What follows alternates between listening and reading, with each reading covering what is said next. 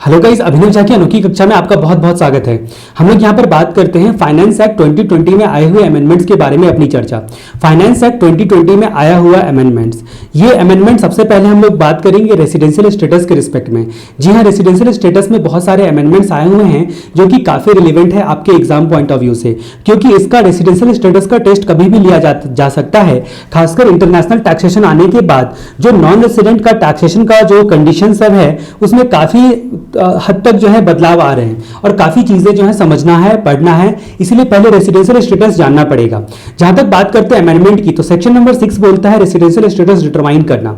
Section 6 के 1 में amendment आया हुआ है, ठीक है। सेक्शन नंबर 6 का 1 आपका जो बेसिक कंडीशन बताता है ऑर्डिनरी रेसिडेंट होने का, नॉट ऑर्डिनरी रेसिडेंट होने का या रेसिडेंट होने का जो कंडीशन होता है इंडिविजुअल के लिए। आप जानते हो रेसिडेंट का कंडीशन जो होता है वो कई कैटेगरी में बांटते हो, तो इंडिविजुअल का रेसिडेंट होने का कंडीशन जो है उसमें अमेंडमेंट आया हुआ है। 1A करके एक नया सेक्शन इंसर्ट किया गया फाइनेंस एक्ट 20 में। जी हाँ, फाइनेंस एक्ट 20 में नया सबसेक्शन इंसर्ट किया गया। वहां पर बोला गया डीम्ड रेसिडेंट का कंसेप्ट, यानी कि पूरा इंडिया, पूरा वर्ल्ड का जो है इनकम डीम्ड रेसिडेंट को इंडिया में टैक्सेबल होगा। डीम्ड रेसिडेंट किसको बोला जाएगा उसकी कहानी हम लोग बाद में जानेंगे, ठीक है। अब जहां तक बात करते हैं सबसेक्शन 3 की, सबसेक्शन 4 की, सबसेक्शन 5 की, इन तीनों में कोई भी अमेंडमेंट नहीं है, ठीक है, और 2 में भी कोई भी अमेंडमेंट नहीं है।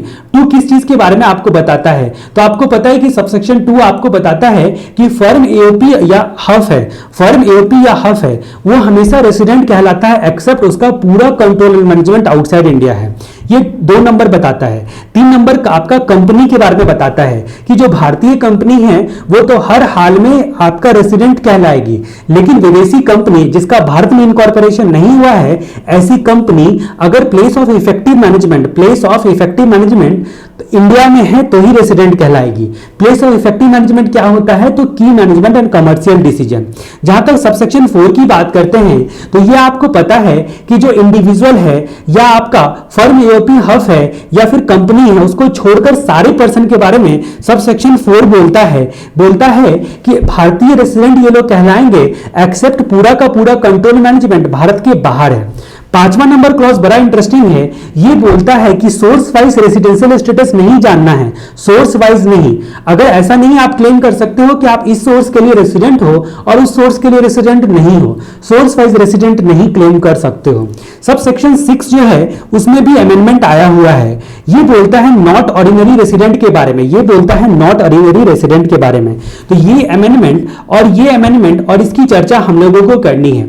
जहां तक इसकी चर्चा करने के लिए हमको पूरा रेसिडेंशियल स्टेटस का कांसेप्ट अच्छे तरीके से समझना होगा। उससे पहले मैं रेसिडेंशियल स्टेटस से पहले मैं आपको कुछ बेसिक और जानकारी दे दूं। जैसा कि आपको पता है कि जो सेक्शन 9 है आपका, वो बड़ा खतरनाक सेक्शन है जिसको डीम टू एक्रू और अराइज इन इंडिया बोलते हो। सेक्शन 9 बोलता है ना कि भारत का कोई भी पैसा, भारत में कमाया हुआ पैसा या भारत से कमाया हुआ पैसा डीम टू एक्रू और अराइज इन इंडिया माना जाएगा और भारत में टैक्सेबल होगा ही होगा। यानी कि भारत से रिलेटेड कनेक्टेड पैसा है तो भारत में ही टैक्सेबल होगा। यहां पर जो रेसिडेंशियल स्टेटस जानना जरूरी है वो आउटसाइड इंडिया में कमाए हुए पैसों के लिए जानना जरूरी है, क्योंकि भारत में कमाया हुआ पैसा तो सेक्शन 9 के गिरफ्त में आ गया। सेक्शन 9 ही गला पकड़ लिया कि भारत में कमाए हो, भारत में सोर्स है, भारत में एसेट्स है तो भारत में टैक्सेबल होगा। यहां तक कि सेक्शन 9 में फाइनेंस एक्ट 20 में अमेंडमेंट करके एक बात और बोल दी कि एक्सप्लेनेशन डालकर कि जो इंडिया में अगर आईपी एड्रेस भी है, जी हां, इंटरनेट प्रोटोकॉल एड्रेस भी है तो भारत में टैक्सेबल होगा। एक्सप्लेनेशन 3A इंसर्ट किया गया है सेक्शन 9 में फाइनेंस एक्ट 20 में, जो कि मैं आपको थोड़ी देर में बताऊंगा। तो सेक्शन 9 जो है वो आपका भारत के पैसे को भारत में टैक्स लगाने के लिए ही बोलता है। तो रेसिडेंशियल स्टेटस क्यों डिटरमाइन करना, भारत से बाहर कमाए हुए पैसों को इंडिया में टैक्स लगाने के लिए। अगर नॉन रेसिडेंट खुद को साबित कर दिया तो फायदा होता है किसी भी इंडिविजुअल को। हर प्रीवियस ईयर में रेसिडेंशियल स्टेटस डिटरमाइन होगा, ना कि एक बार फिक्स कर दिया कि वो बंदा रेसिडेंट है तो आप उसको हर साल रेसिडेंट ही बोलोगे, नहीं। हर प्रीवियस ईयर में अलग से कैलकुलेशन होगा इनकम टैक्स के जो सेक्शन नंबर 6 है उसके हिसाब से। अब दूसरे एक्ट में कुछ भी बोलता हो, फेमा कुछ भी बोलता, आरबीआई कुछ भी बोलता, कंपनीज एक्ट कुछ भी बोलती, उससे कोई फर्क नहीं पड़ता। इनकम टैक्स एक्ट के हिसाब से रेसिडेंशियल स्टेटस डिटरमाइन करना है। जहां तक बात करते हैं कि अगर स्टे इन इंडिया या फिर आउटसाइड इंडिया के लिए नंबर ऑफ डेज गिनने के लिए सेक्शन नंबर 6 बताता है। अब सेक्शन नंबर 6 में यह नहीं बोला कि कंसेक्यूटिव स्टे, एग्रीगेट स्टे, यानी कि अगर भारत में आना जाना भी कर रहा है तो टोटल कितना स्टे किया केवल उसी को काउंट किया जाएगा। यहां तक कि कोरोना के टाइम में कुछ लोग इंडिया में फंस गए, उसके लिए तरफ से सर्कुलर भी आया हुआ है, सर्कुलर नंबर 11/2020, जिसको हम लोग लास्ट में देखेंगे। अब जहां तक बात करते हैं कि स्टे भारत में क्यों किया, वो पर्पस रिलेवेंट नहीं है, बस स्टे किया तो रेसिडेंट कहलाओगे अगर कंडीशन पूरा कर दिए सेक्शन नंबर 6 के सब सेक्शन 1 का। सिटीजनशिप इनकम टैक्स एक्ट में डिफाइन नहीं है, सिटीजनशिप एक्ट से लिया गया है। आपने सीएए और एनआरसी के बारे में बहुत हल्ला हंगामा सुना होगा, तो यही सिटीजन एक्ट को अमेंड करने की बात आई थी वहां पर, ठीक है। तो सिटीजनशिप एक्ट से लिया गया है, इनकम टैक्स में डिफाइन नहीं किया गया है। तो ये सारी कुछ बेसिक बातें मैंने आपको बता दी, और भी मैंने आपको बातें बताई कि सेक्शन 6 के सबसेक्शन 1 में अमेंडमेंट है, 1 का ए नया इंसर्ट किया गया है, सबसेक्शन 2 में कोई अमेंडमेंट नहीं है, जहां पर बोलता है फर्म एओपी हाउस जो है अगर मतलब भारतीय है तो उसका रेसिडेंट ही माना जाएगा अनलेस उसका कंट्रोल एंड मैनेजमेंट पूरा आउटसाइड इंडिया में है। सबसेक्शन 3 कंपनी के बारे में बोलता है कि इंडियन कंपनी हमेशा रेसिडेंट और विदेशी कंपनी जब place of effective management Bharat में।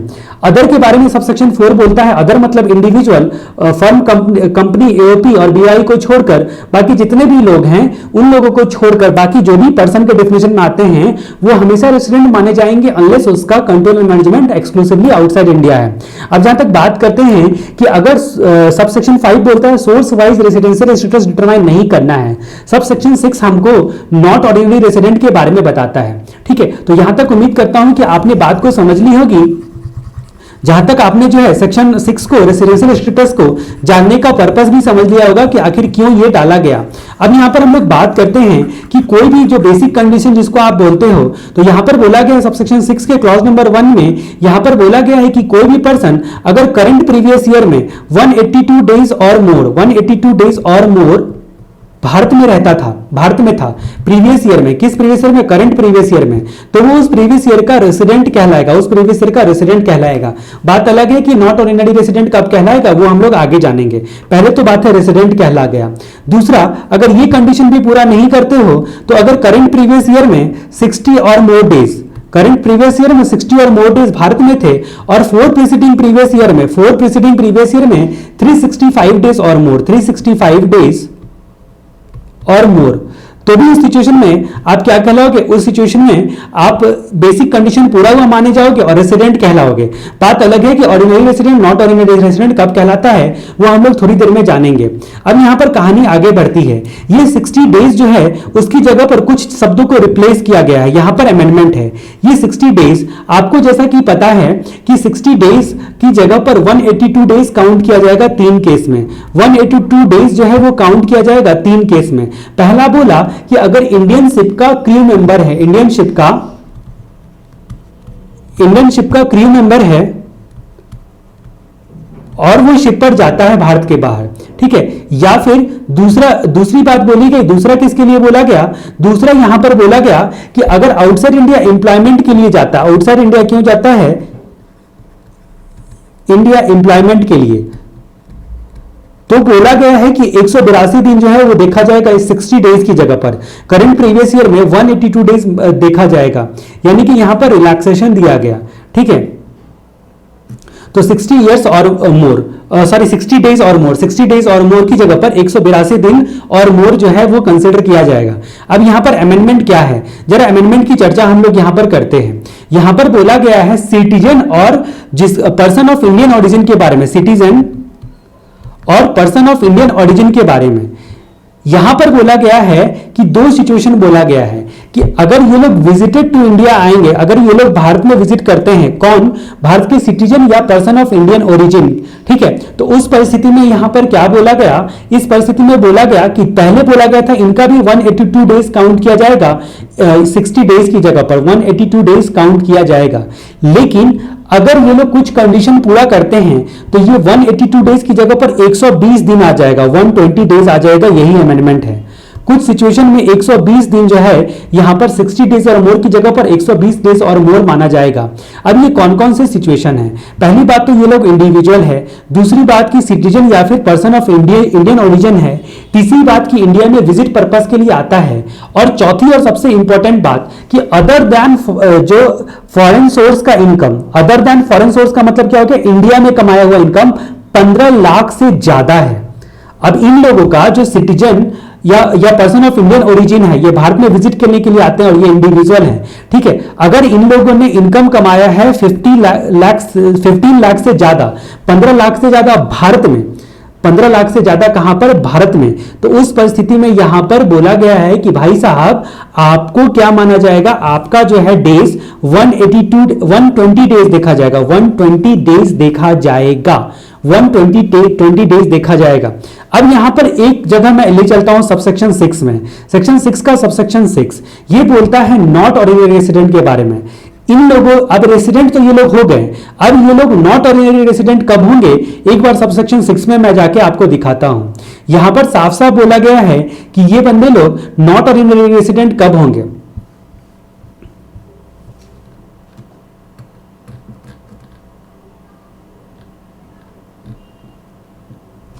यहां पर क्लॉज नंबर सी को ध्यान से पढ़िए।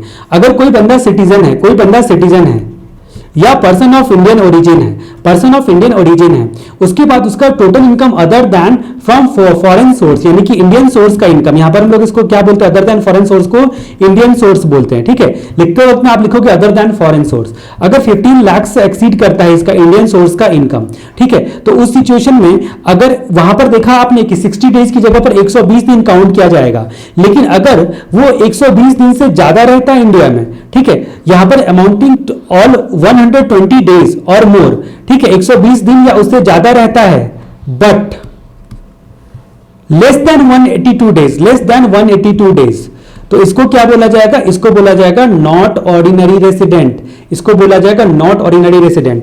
तो रेसिडेंट वाला जो सबसेक्शन 6 का क्लॉज नंबर 1 में 60 डेज की जगह पर 120 दिन देखा जाएगा अगर 15 लाख से ज्यादा इंडियन सोर्स का इनकम है, सिटीजन और पर्सन ऑफ इंडियन ओरिजिन का जो विजिट टू इंडिया करते हैं। तो अब ये जो रेसिडेंट हो गए, तो यहां पर बोला गया कि 120 दिन या मोर है, लेकिन आपने 182 दिन की सीमा क्रॉस नहीं की है भारत में रहने के लिए, तो उस परिस्थिति में आप नॉट ऑर्डिनरी रेसिडेंट कहलाओगे। ये सबसेक्शन 6 को मैंने एक साथ जो है आपको बता दिया, क्योंकि यहां की बातें वहां पर रिलेवेंट थी जाके हो जाती, ठीक है। तो ये बात आपने समझी। अब जहां तक हम लोग कहानी को और आगे बढ़ाते हैं कि और जो सबसेक्शन 6 का सेक्शन 6 का सबसेक्शन 1 में क्या अमेंडमेंट आया हुआ है, यहां पर बात करते हैं 1A के बारे में। 1A क्या बोलता है कि कोई बंदा अगर इंडिविजुअल है प्लस सिटीजन है, सिटीजन है या पर्सन ऑफ इंडियन ओरिजिन है और इंडियन सोर्स से इसका कमाया हुआ पैसा इंडियन सोर्स है, यानी कि अदर देन फॉरेन सोर्स से 15 लाख प्लस है, 15 लाख प्लस है, तो ये बंदा जो है डीम्ड रेसिडेंट कहलाएगा। अगर 3 कंडीशन पूरा होता है तो डीम्ड रेसिडेंट कहलाएगा। सॉरी, अगर एक कंडीशन पूरा होता है तो अगर उसका जो ग्लोबल डीम्ड रेसिडेंट कहलाए तो पूरा वर्ल्ड का इनकम, ग्लोबल सोर्स का इनकम इंडिया में टैक्सेबल हो जाएगा, ठीक है। कब, जब अगर किसी अदर कंट्री में वो रेसिडेंट नहीं कहलाया डोमिसाइल, रेजिडेंस या अदर क्राइटेरिया ना पूरा करने के कारण। अगर आप कहीं और के रेसिडेंट नहीं हो, आप सिटीजन हो और पर्सन ऑफ इंडियन ओरिजिन हो, आप भारत की सोर्स से 15 लाख से ज्यादा कमाते हो, तो उस सिचुएशन में आपको डीम्ड रेसिडेंट माना जाएगा और पूरे वर्ल्ड का इनकम आपका इंडिया में टैक्सेबल हो जाएगा। एक बार हम लोग यहां पर पढ़ते हैं, ये सेक्शन सब सेक्शन 1 को ओवरराइड करता है, 6 के 1 को ये सेक्शन ओवरराइड करता है। बोला गया है कि अगर इंडिविजुअल सिटीजन ऑफ इंडिया है और उसको total income other than from foreign source, यानी कि इंडियन सोर्स का टोटल इनकम उसका 15 लाख से एक्सीड करता है पिछले साल में ड्यूरिंग द प्रीवियस ईयर, तो उसको डीम्ड रेसिडेंट माना जाएगा प्रीवियस ईयर का।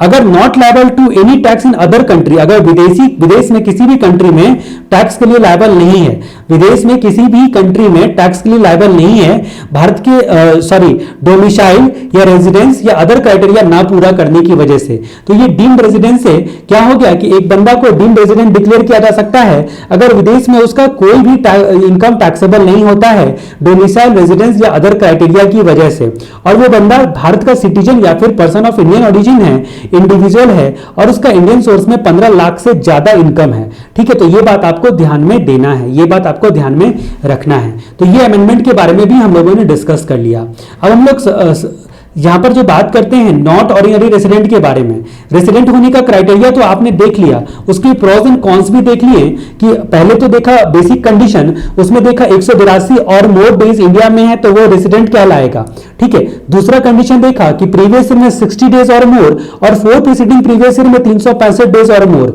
तो उस परिस्थिति में भी वो आपने बेसिक कंडीशन पूरा किया, रेसिडेंट कहलाए। अगर बेसिक कंडीशन ही पूरा नहीं कर पाए तब तो ऑब्वियसली नॉन रेसिडेंट हो गया वो बंदा, बेसिक कंडीशन ही पूरा नहीं कर पाया तो ऑब्वियसली नॉन रेसिडेंट हो गया। सब सेक्शन 6 क्या बोलता है, इसमें 4 क्लॉज आते हैं, ए, बी, सी और डी। यहां पर बात करते हैं जो क्या बोलते हैं 9 इयर्स की जगह पर जो फाइनेंस बिल था उसमें 2 इयर्स डालने के लिए बोला गया, लेकिन जो लेटेस्ट बेयर एक्ट है उसके हिसाब से आप देख सकते हो कि अभी भी 9 इयर्स ही है। इसका मतलब क्या हो गया कि नॉट ऑर्डिनरी रेसिडेंट कहलाने का पहला क्राइटेरिया, आप रेसिडेंट तो हो गए, बेसिक कंडीशन पूरा कर दिया क्लॉज नंबर 1 वाला, ठीक है। अगर आपने क्या बोलते हैं आप जहां तक बात करते हैं कि अगर आपने जो है out of 10 preceding previous year, यहां पर करंट प्रीवियस ईयर की बात हम नहीं कर रहे हैं, आउट ऑफ 10 में से 9 साल अगर आप नॉन रेसिडेंट रहे हो, 10 में से 9 साल में आपने जो है बेसिक कंडीशन पूरे ही नहीं किए सेक्शन 6 के सबसेक्शन 1 वाले, तो आप नॉट ऑर्डिनरी रेसिडेंट हो जाओगे।